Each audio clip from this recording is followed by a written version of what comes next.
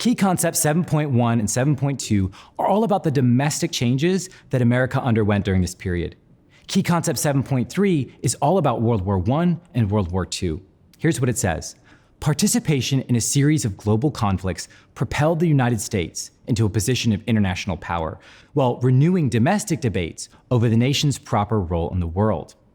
Now, starting in the early part of this period, from the 1890s through the early 20th century, we can see that the US has been expanding westward. It starts acquiring territories in the Western Hemisphere, especially after the Spanish-American War. It starts acquiring territories in the Pacific, including Hawaii.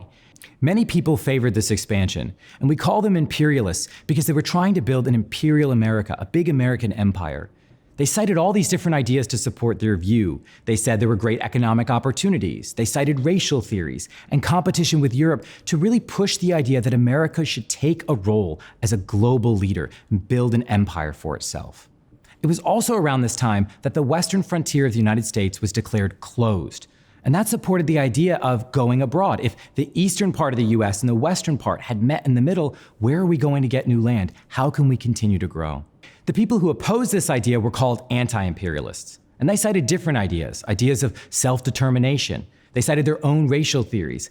And they cited our long tradition of isolationism to argue that the US should not extend its territory overseas. By the time World War I began in 1914, this debate had been raging for years. Should the United States get involved in someone else's war?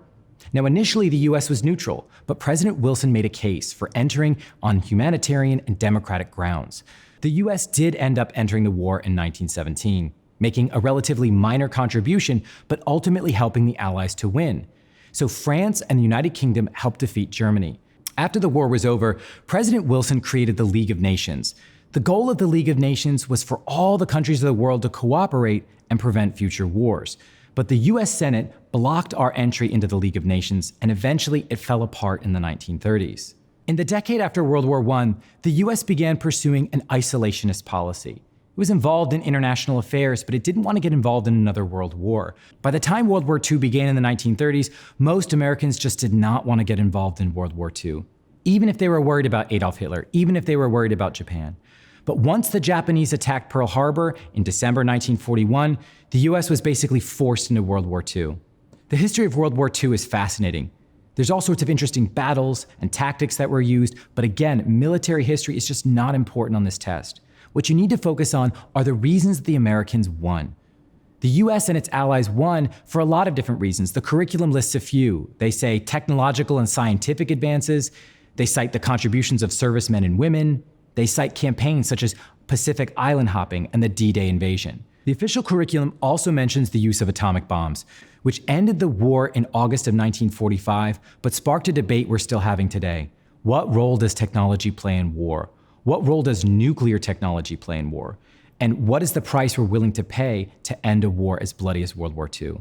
The victory of the Allies over the Axis powers catapulted the US into a position of global leadership. It was then that America became the leader of the free world. In the years since World War II, Americans have come to view World War II as this epic clash between good democracy on the one hand and evil militarist ideologies on the other. This perspective was later reinforced as we discovered the full extent of Japanese atrocities and the Holocaust. At home, US participation in World War II transformed American society. Women and minorities entered the workforce on new terms. People moved goods and objects all around the country faster. The internment of Japanese Americans in the 1940s also raised critical questions. What rights do citizens have in times of war? What right do non-citizens have during the same period? Time period 7 is a fascinating time of American history. It extends all the way from 1890 to the end of World War II in 1945. Those 55 years are the single most important time period on the test. Counts for 17% of the official curriculum. But remember, as you study, you should focus less on battles and war and more on the concrete ways that American society was changing in this time period.